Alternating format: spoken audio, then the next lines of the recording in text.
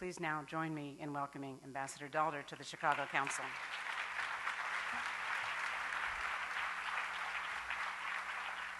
Well, thanks, Ambassador Levin, for that quite over-the-top introduction. My mother would certainly not have recognized me, but if you'd done it in Dutch, she probably would have.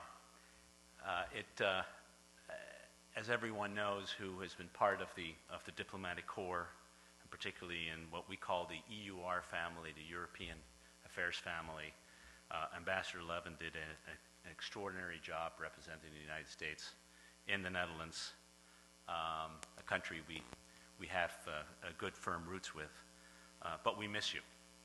We really do. I won't blame your absence for the fact that the Dutch are still struggling to be good NATO allies, but it would have helped if you'd stayed to make sure that they did their fair share. It's also really a thrill to be back in Chicago. The last time I was here, I was actually, now that I recall, at the Chicago Council on Foreign Relations, as it was then called, where I gave a talk on the Bush Revolution in foreign policy. I won't go there. I'll just stick with what we can call the success of the new NATO. Whether that's a revolution or not, we can decide, or historians can decide at some point in the future. But it is, with all due respect, an alliance that is doing well and certainly not in jeopardy. So that's what I want to talk about today.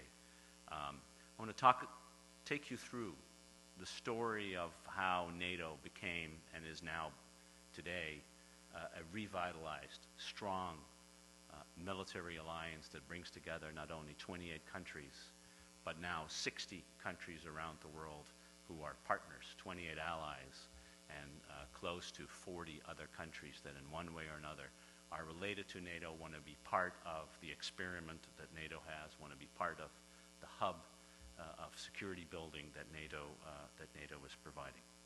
Today's NATO is not my father's, or indeed some of your grandfather's alliance. It's a very different alliance than the one that we read about in history books that I studied when I was in university. We today have what I would call NATO 3.0. We're in the third version, a new version of NATO.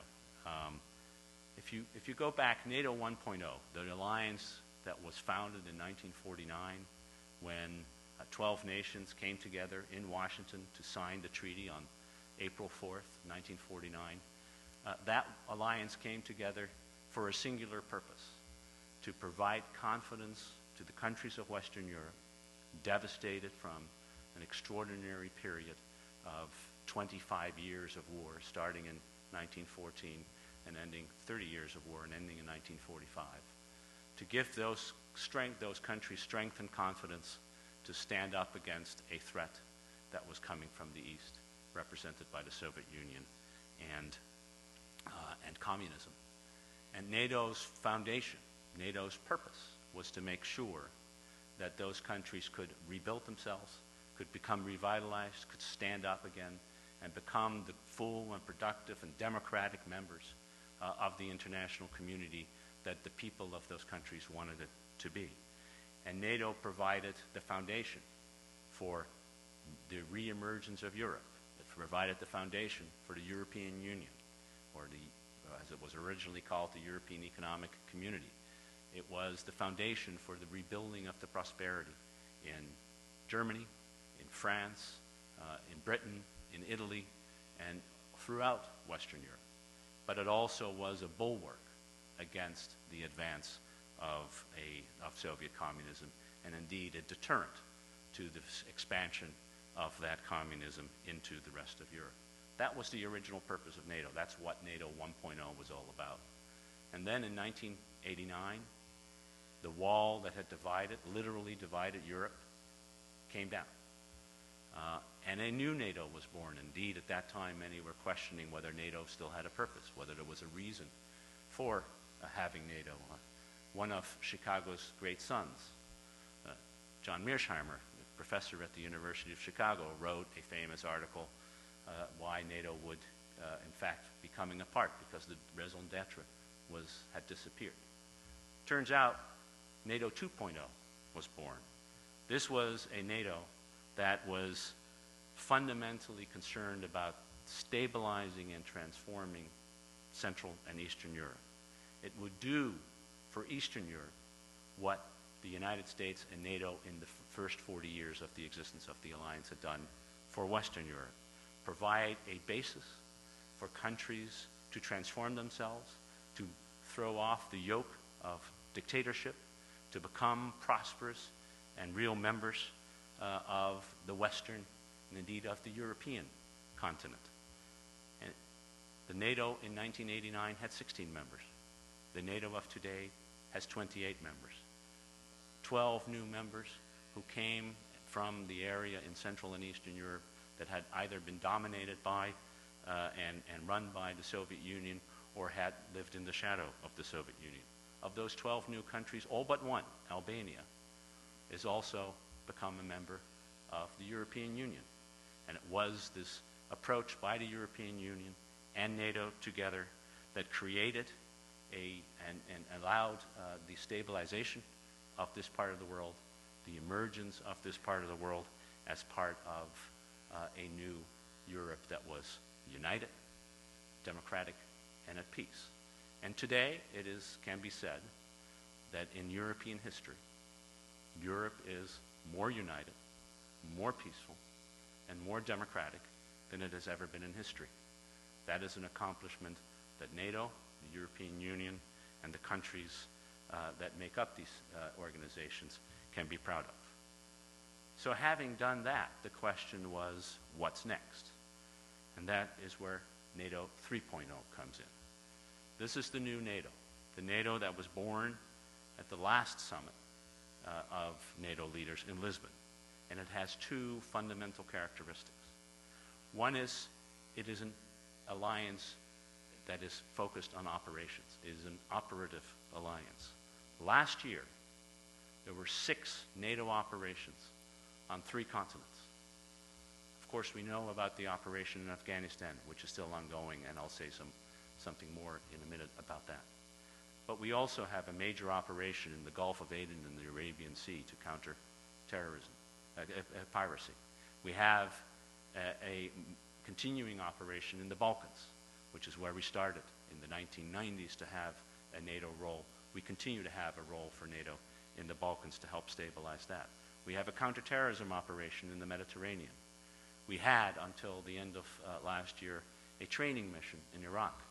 And of course, for 7 months last year, during Operation Unified Protector, NATO was in charge of protecting civilians in Libya. This is the new NATO. It's a NATO that is engaged in operations. But secondly, it's not only an operative alliance, it has also become a hub for global security. In Afghanistan, we have not just 28 NATO countries that are involved, but 22 non-NATO countries, 50 in all, that are providing military capability in order to help the Afghans to secure their own future. In the Gulf of Aden and the Arabian Sea, NATO is the anchor that brings together 19 other countries plus the European Union to counter piracy. In Libya, we were the instrument of the international community to make sure that there was a protection for the civilians who were being attacked in a brutal fashion by the Gaddafi dictatorship.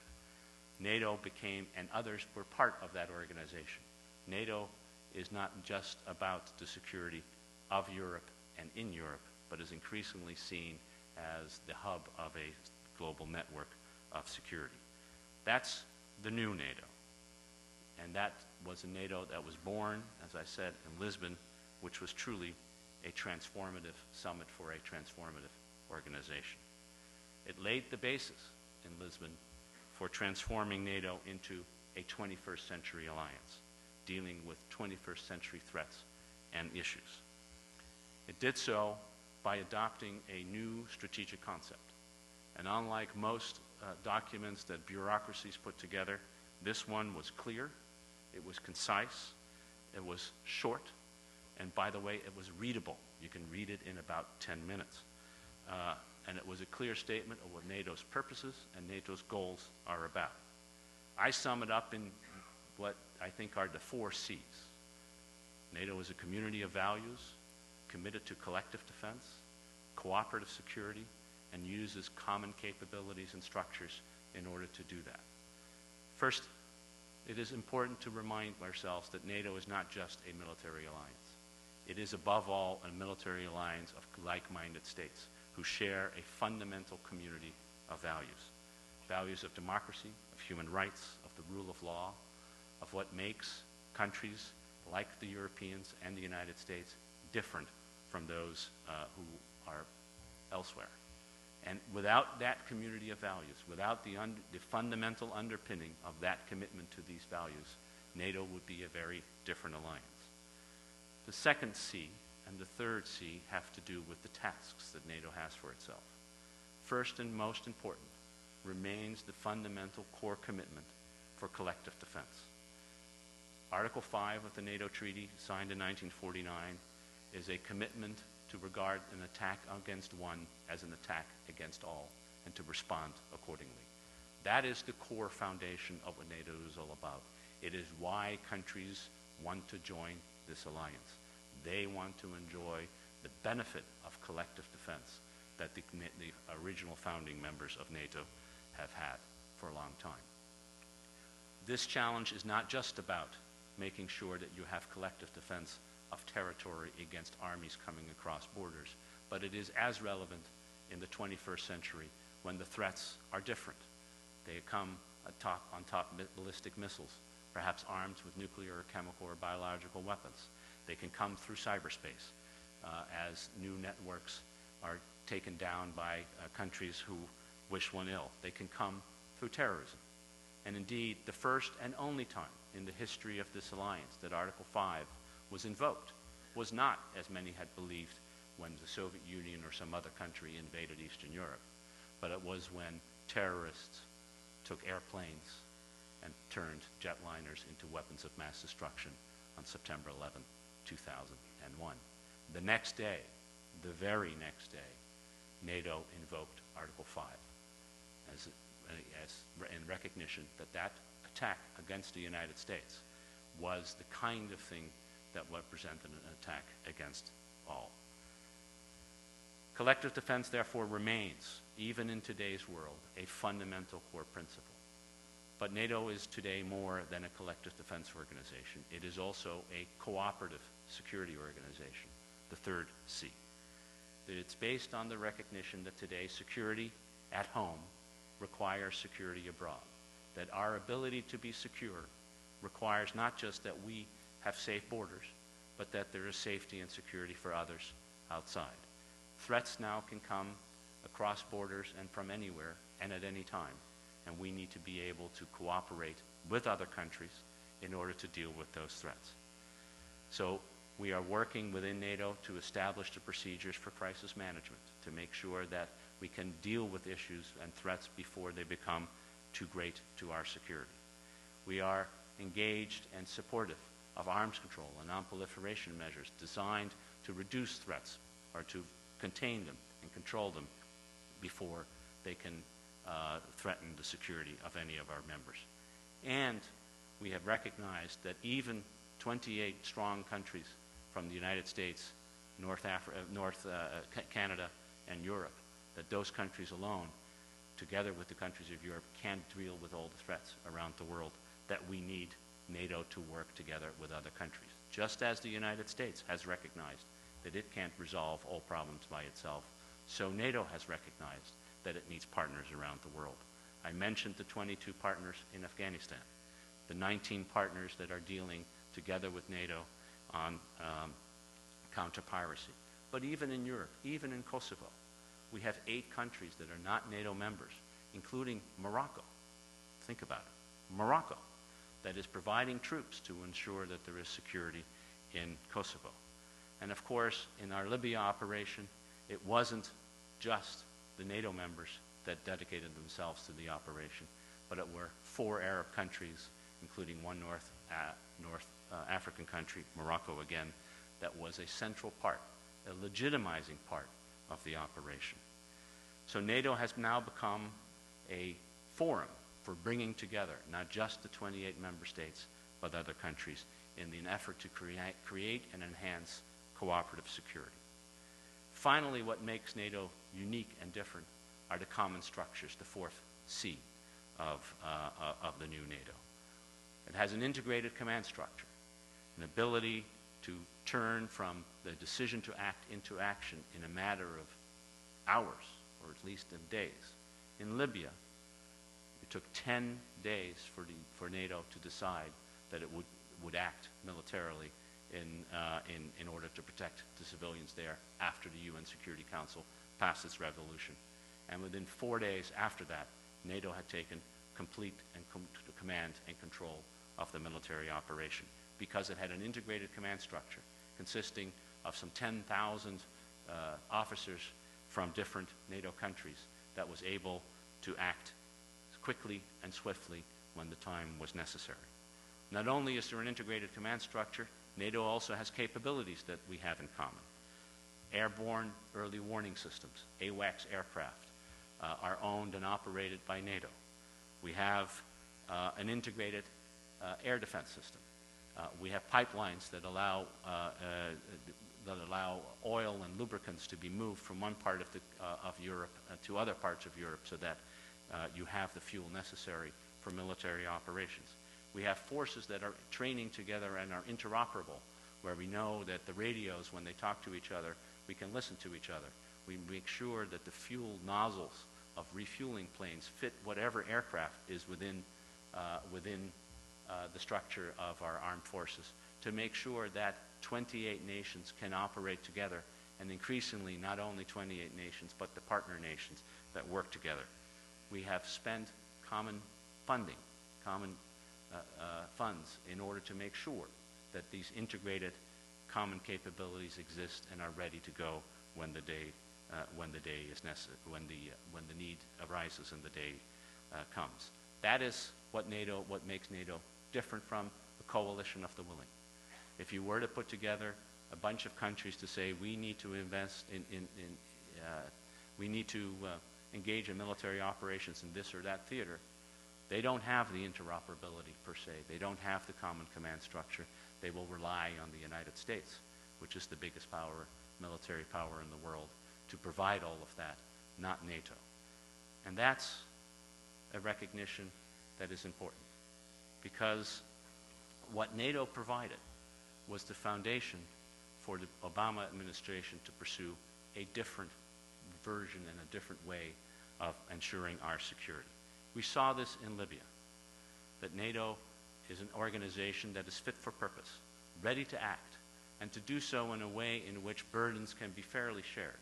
It is an organization that can make a decision to act very rapidly, that can then sustain the unity of an alliance for a long period of time, can bring in other countries to make sure that the maximum military effect and the maximum political legitimacy is achieved through the military operation, and that, in the end, it can succeed militarily. The Obama administration came to office believing that in today's world, we need the world of globalization and threats that are diverse and difficult to counter. We need partners and we need alliances in order to deal with those challenges. And the Obama administration set up to rebuild the alliances, to strengthen the partnerships, and to make NATO a core institution in that effort.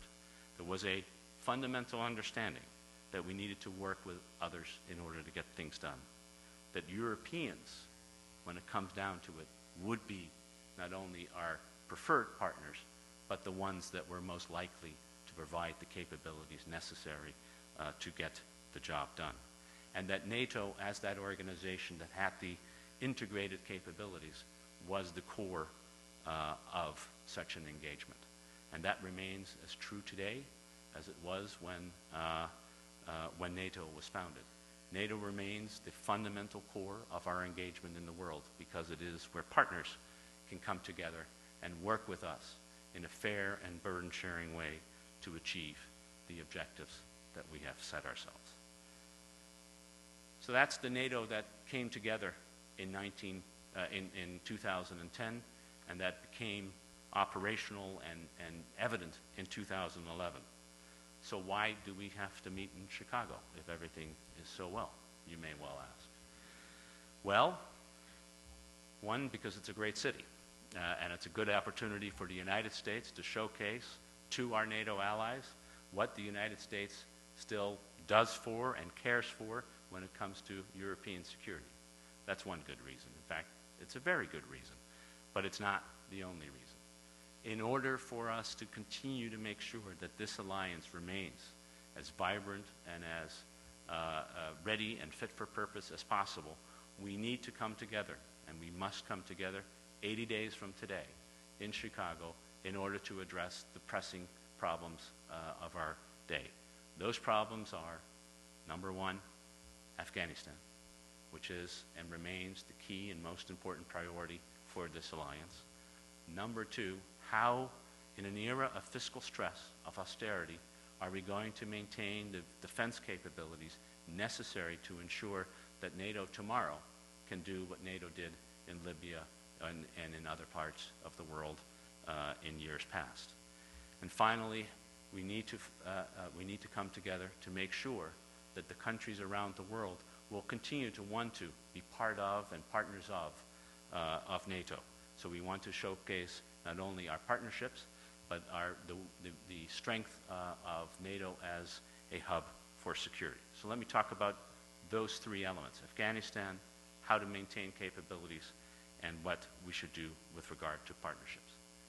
On Afghanistan, the United States, together with our NATO allies and partners, have made extraordinary progress in Afghanistan towards our core goal, which is to defeat al-Qaeda and to deny it a safe haven in Afghanistan.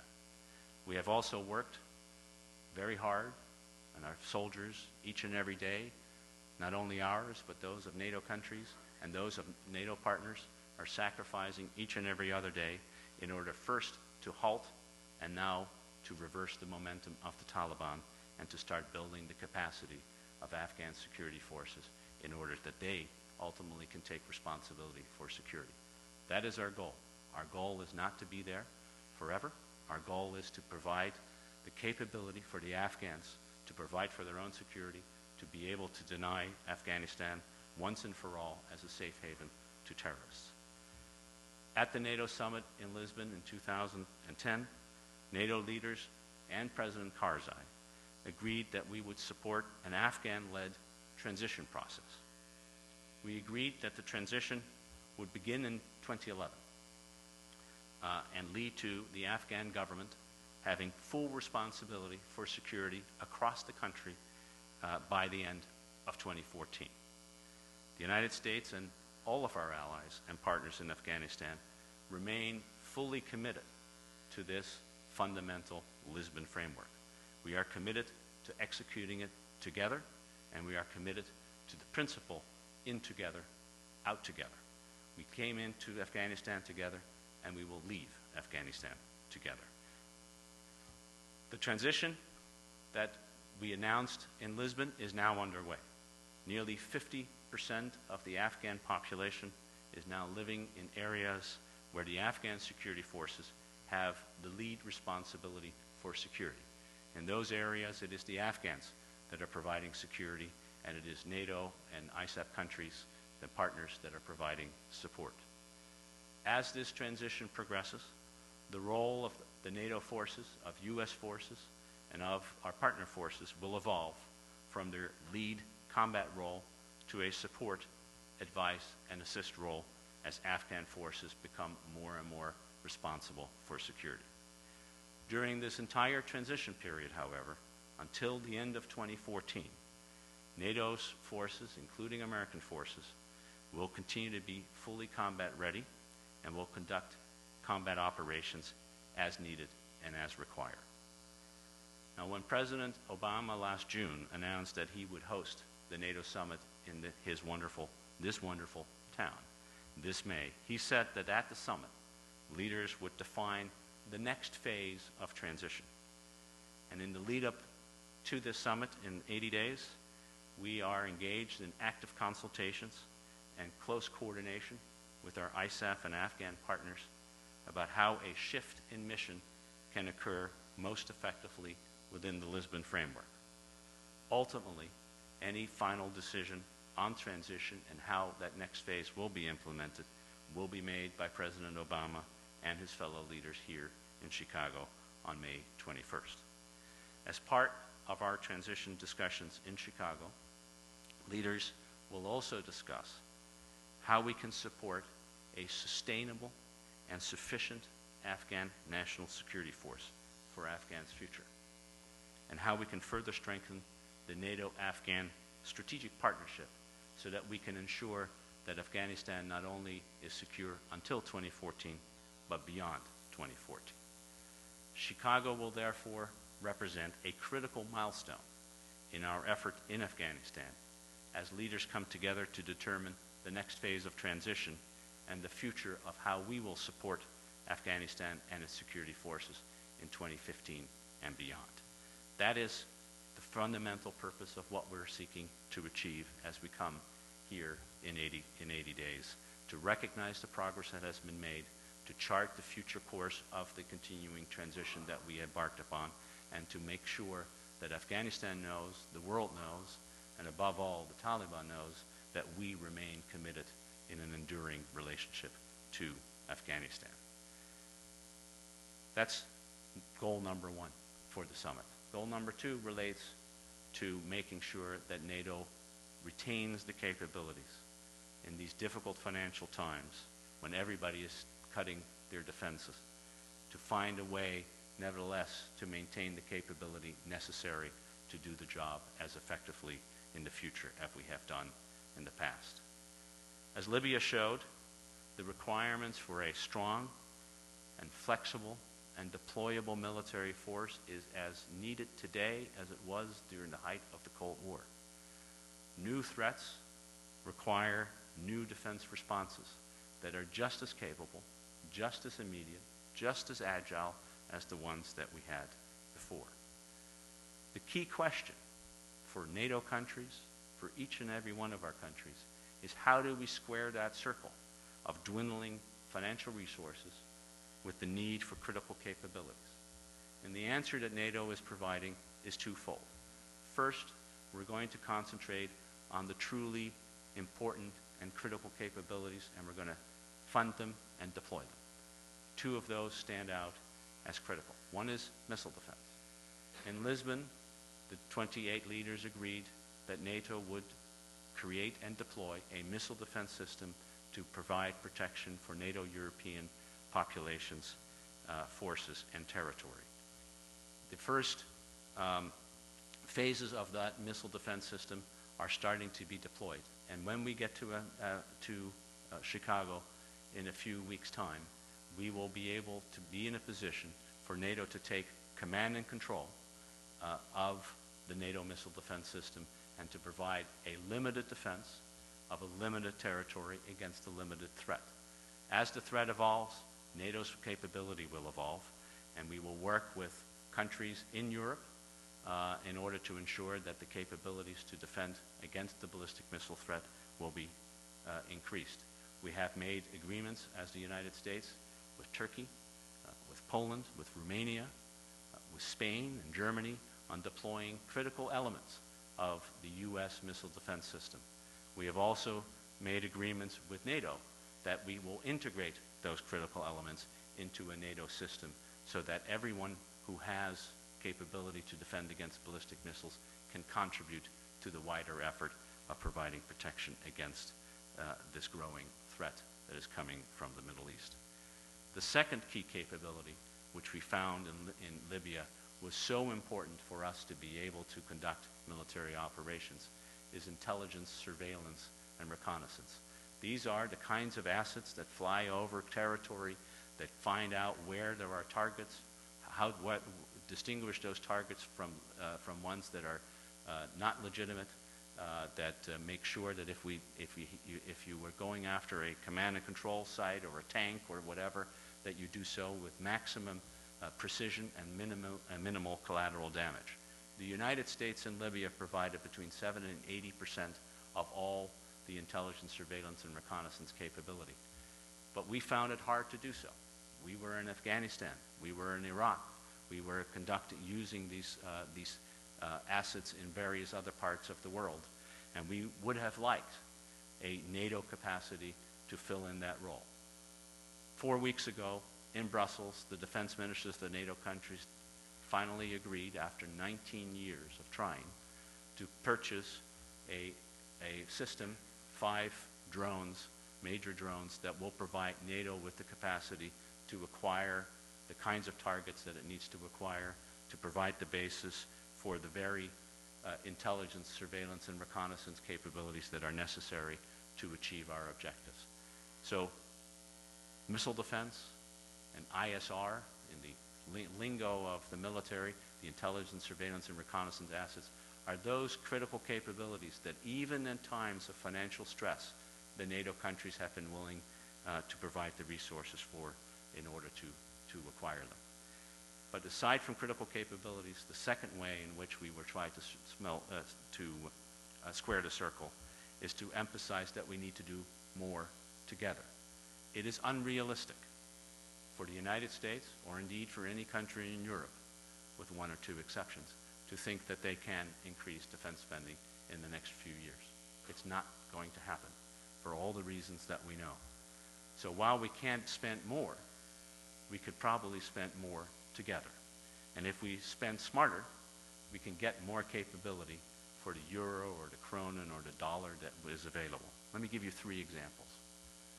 Sweden bought 1/2 of a C-17 transport airplane. Now, unless somebody else buys the other half, it's not a particularly useful plane. But Sweden worked together with 11 other countries to buy 3 C-17s. The C-17 is a big airplane made by Boeing. I believe you are aware where Boeing is. Made by Boeing, that will provide the ability to, over long distances, transport troops and equipment and what have you. Sweden, by having bought 1/2 plane, is now allowed to use 1/6 of the flying hours of that fleet for any purpose that it feels necessary. Most of them use it to resupply their troops in Afghanistan. But when the earthquake happened in Haiti, Sweden used its allocation for these airplanes to provide humanitarian relief into Haiti. Sweden couldn't afford 1 plane, and Finland, which is another non-NATO country that is part of this consortium, couldn't afford that plane. But these 11 countries together were able to afford, these 12 countries together were able to afford 3 planes. That's how you spend more together. Missile defense, the second example. The Dutch government has decided, even as it was reducing its spending quite drastically, that it would invest 250 million euros in upgrading radars on its first generation, advanced generation frigates, so that those radars could track ballistic missiles as they were flying to targets in Europe. Now, if you have a radar that can track ballistic missiles, but you don't have an interceptor that can shoot them down, it's not a particularly smart investment, frankly. So the only way in which the 250 million euro investment to upgrade these radars makes sense is if the data from those radars can be plugged into a system that can be used by other countries that do have the interceptors to intercept the ballistic missiles that are coming towards you. So ballistic missile defense, by having NATO provide the core capability in which you can plug and play your interceptors and radars, and that for a small investment means that the Netherlands, by investing 250 million euros into its radar systems, now has a defense capability because it's part of NATO. That is smarter spending together. Finally, air policing. When the Baltic countries joined NATO in 2004, they asked, we need somebody to police our airspace, but we don't have any aircraft. NATO took on the responsibility to provide air policing for the Baltic countries, and the Balts were then capable and used the resources that would otherwise be necessary to buy airplanes to invest them in real capabilities that we see today in Afghanistan. Estonia has the largest per capita deployment of forces of any country in the world in Afghanistan. And all of them are in the south, in Helmand, and all of them are in the fight. And indeed, Estonia, until recently, had the largest per capita casualty rate.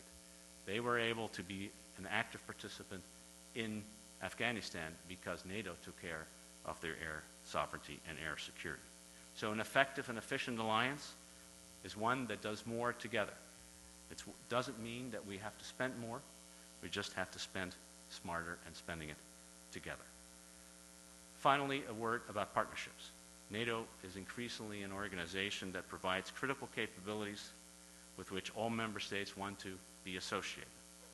In Europe, non-member states like Sweden, Finland, and Austria, and even Switzerland, the world's #1 neutral country, increasingly see NATO as a vital institution to promote security and then to cooperate and contribute troops and money to operation and activities around that NATO is engaged in. In Asia, NATO is no longer a dirty word. It's not just Australia, but New Zealand and South Korea, which has 500 troops in Afghanistan, and even Japan, which provides vital resources in Afghanistan that now look to NATO to be part of the international security effort. And in the Middle East, the United Arab Emirates, Jordan, and Qatar preferred to work through NATO when it came to the question of whether to use military force in Libya rather than to do so in a coalition of the willing. All these countries have come to recognize that NATO is a hub for building security. Not that NATO is the world policeman, which it is not, but that it is a forum for dialogue and a forum for bringing countries together for collective action.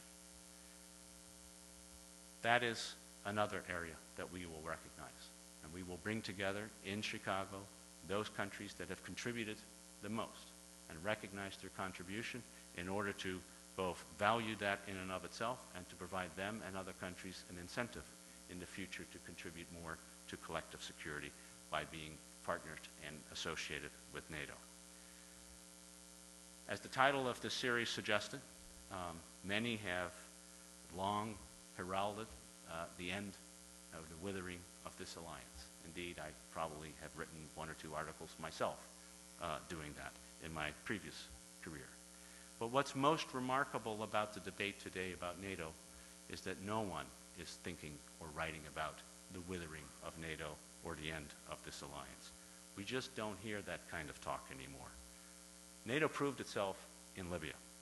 It proves itself every day in Afghanistan.